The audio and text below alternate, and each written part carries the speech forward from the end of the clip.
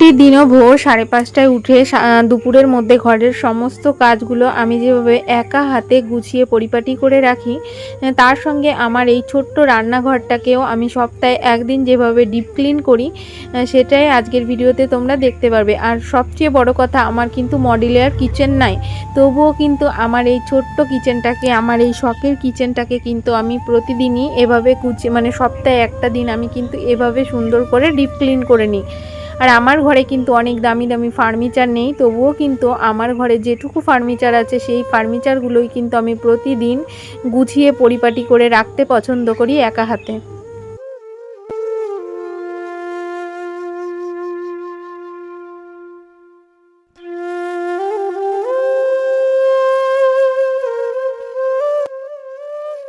শুভ সকাল আমার প্রাণপ্রিয় বন্ধুরা, তোমরা সকলে কেমন আছো? আশা করছি ঈশ্বরের আশীর্বাদে তোমরা বেশ ভালো আছো এবং সুস্থ আছো।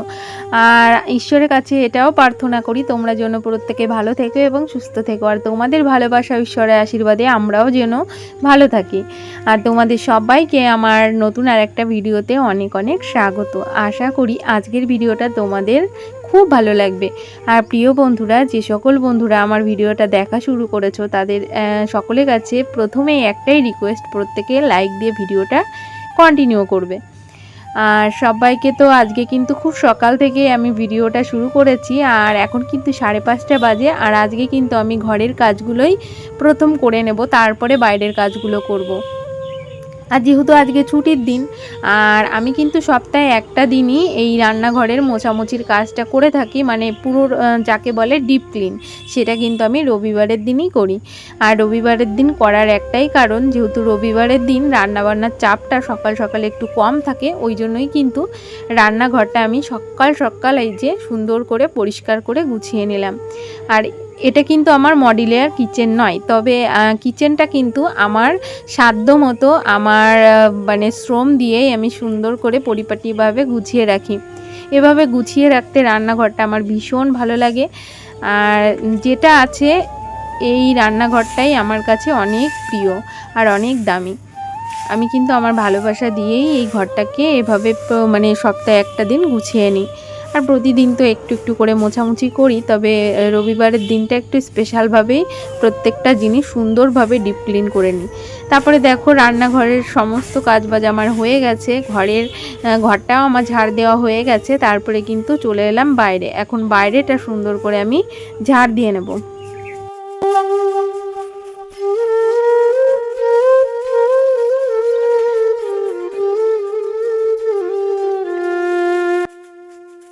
আর আমি কিন্তু প্রথমেই ঘরের কাজগুলো আজকে করে নিয়েছি, মানে ঘরের সব কাজ কিন্তু আমার কমপ্লিট হয়ে গেছে, শুধু কাচা ধোয়া বাকি আছে, সেগুলো করতে হবে। তাই ভাবলাম আগে উঠানটা ঝাড় দিয়ে নিই। আর চোখে মুখে তো সকালবেলা জল দিয়েছি, ব্রাশটাও করতে হবে। আর উঠোনটা ঝাড় দিতে গেলে না অনেকটা জায়গা যেহেতু ঝাড় দিতে হয়, এ পাশটাও ঝাড় দিতে হয়, ও পাশটাও ঝাড় দিতে হয়। তবে জানো এই পাশটা মাটি থাকার কারণে একটা জিনিস ভীষণই খারাপ লাগছে আমার, কেননা এখানে না পুরো ধুলো ধুলো হয়ে গেছে। একটু গোবর পেলে ভালো হতো, মানে এই সামনেটা একটু লেপে দিলে। আর দেখবে গোবর দিয়ে লিকালে না বেশ ভালো লাগে, কিন্তু কি বলবো, আমাদের এখানে গোবর এখন পাওয়াই যায় না। তবে যাই হোক, ও পাশটাও আমি ঝাড় দিয়ে নিয়েছি। তারপরে আবার মনে পড়লো যে মাছটা সকাল সকাল ফ্রিজ থেকে বাইরে রেখে দিই, না হলে না বরফ জমে থাকেও, অনেকটা সময় লাগে রান্না করতে গেলে। এখন বাইরে বের করে রাখবো, বের করে একটু জল দিয়ে রাখবো, তাহলে আবার রান্না বান্না করতে সুবিধা হবে। আর মাছটা কিন্তু ওই জন্যই বাইরে বের করে রাখলাম। আর সকালবেলা তো কিছু না কিছু রান্না করতে হবে, ভেবেছি আজকে সকাল সকাল অল্প করে ভাত করে নেব, যেহেতু এত সুন্দর পুঁটি মাছ। আর এই পুঁটি মাছ ভাজা দিয়ে আমাদের বাড়িতে প্রত্যেকেই ভাত খেতে ভীষণ পছন্দ করে, তাই ভেবেছি মাছটা এই যে বের করে জল দিয়ে রাখলাম। আমি স্নান টিনান করে এসে তারপরে পুঁটি মাছ ভেজে আর অল্প একটু ভাত রান্না করব, তাহলে কিন্তু ছেলে মেয়ে সকাল সকাল খেয়ে নিতে পারবে। তারপরে এই যে মাছটায় আমার জল দেওয়া হয়ে গেছে, এখন এই যে ঢেকে রেখে দেব। আর প্রথমে আজকে আমি ব্রাশ করে নেব। আমি সকালবেলা কিন্তু চোখে মুখে মানে জল দিয়ে নিই ভালো করে, গার্গিল করে, তারপরেই কিন্তু কাজ বাজে হাত দিই, মানে ব্রাশটা করা হয় না। তাই এই যে এখানের কাজগুলো আমার কমপ্লিট হয়ে গেছে, ঘরের সব কাজ কমপ্লিট হয়ে গেছে। এখন কিন্তু আমি ব্রাশটা করে নেব।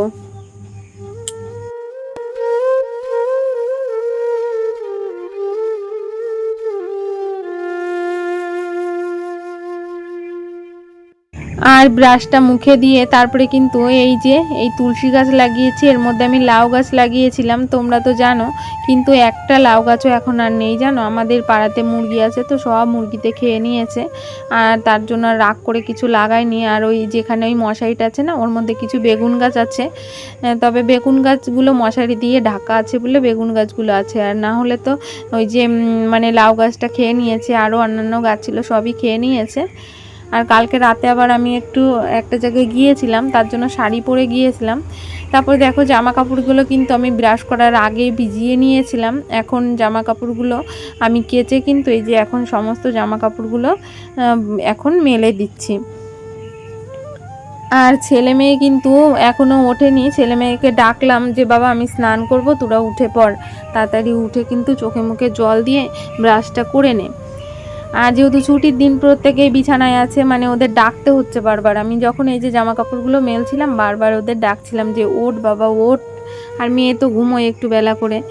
তবে যাই হোক, এখন কিন্তু ওই যে 7টা মতো বাজে, আর ঘরের সমস্ত কাজবাজ যেমন আমার হয়ে গেছে, বাইরেরও সমস্ত কাজগুলো আমি কমপ্লিট করে নিয়েছি।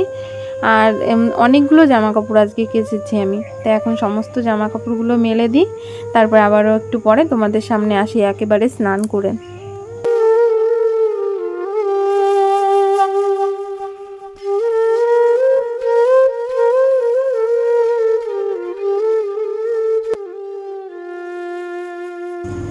তারপরে কিন্তু এই যে স্নান করে আবারও চলে এলাম তোমাদের সামনে। আর এর মধ্যে কিন্তু আমি স্নান করে ঠাকুরের থালা বাসনগুলো মেজে নিয়েছি, তারপরে ঠাকুর ঘরটাও সুন্দর করে সাজিয়ে এখন পুজোটা করে নিচ্ছি।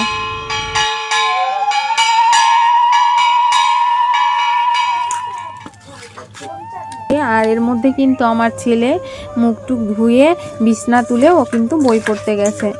আর এখন যেহেতু ওই প্রায় 8টা মতো বেজে গেছে, তারপরে আমরা একটু চা করলাম, দুধ চা করেছিলাম আজকে। আর চাটা তোমাদের সঙ্গে শেয়ার করা হয়নি, সেটা খেয়ে 1 ঘন্টা মতো রেস্ট নিয়েছিলাম। এখন ওই 9টা মতো বাজে, তাই ভাবলাম আজকে সকাল সকাল অল্প করে ভাত করে নেব, আর এই যে মাছগুলো ভেজে নেব। আর আমি কিন্তু ছোট্ট হাঁড়িতে কটা ভাতও বসিয়ে দিয়েছি, মানে মাছ ভাজি দিয়ে আর আলু সিদ্ধ দিয়ে। ওরা কিন্তু সকালবেলার আজকে খাবারটা খাবে। ছেলেও বলল মা আমাকে 1 পিস মাছ ভাজি দিও, আমি তাহলেই কিন্তু ভাত কটা খেয়ে নেব। এখন আর তোমাকে তরকারি ভাত করতে হবে না, তুমি দুপুরবেলা তরকারি ভাত রান্না করো। আর এই দেখো আমার সকালবেলার খাবার, আলু সিদ্ধ, ডিম সিদ্ধ, মাছ ভাজি, এটা দিয়েই কিন্তু আজকে সকালে প্রত্যেকে খেয়ে নিলাম। তারপরে কিছুটা সময় আবার বসেছিলাম, রেস্ট নিলাম। তারপরে অল্প কিছু জামা কাপড় ছিল কালকের, সেগুলো কিন্তু সুন্দর করে আলনায় গুছিয়ে নিয়েছি। তারপরে কিন্তু সুন্দর করে বিছানাটাও তুলে নিয়েছি আমি। সকালবেলা তো ওরা একবার তুলেছে, তারপরে আবার আমি একবার তুলে এখন এই যে সুন্দর করে বিছানাটা কিন্তু গুছিয়ে নিয়েছি।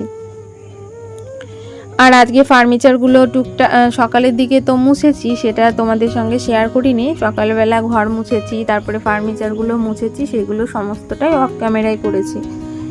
আর এখন আবার ওই যে মেয়েকে খাওয়াতে হবে, মেয়েটা আবার খেতে গেলে অনেকটা সময় লাগে। আর প্রায় দুপুর 12টা প্রায় বেজে গেছে এখন, ওকে আবার স্নান করাবো। তাই আবার এই যে তোমাদেরকে কিন্তু আমি যেভাবে আমার ঘরটা সুন্দর করে গুছিয়েছি দেখিয়ে নিলাম। আর আমার দুষ্টুমনির কিছু কথা শোনো তোমরা। আর ওই চেয়ারটা কার গো, কত সুন্দর চেয়ারটা? কে এনে দিয়েছে? না আমি এনে দিয়েছি না। কে এনে দিয়েছে ওটা? এই কালারটা কি ওটা? এটার কালার কি? এটা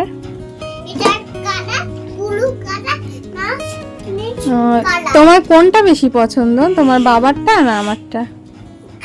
আর এই যে যেটা ওই যে গাঢ় ব্লু কালার, ওই চেয়ারটা কিন্তু আমি এনে দিয়েছিলাম ওকে অনেকদিন আগে।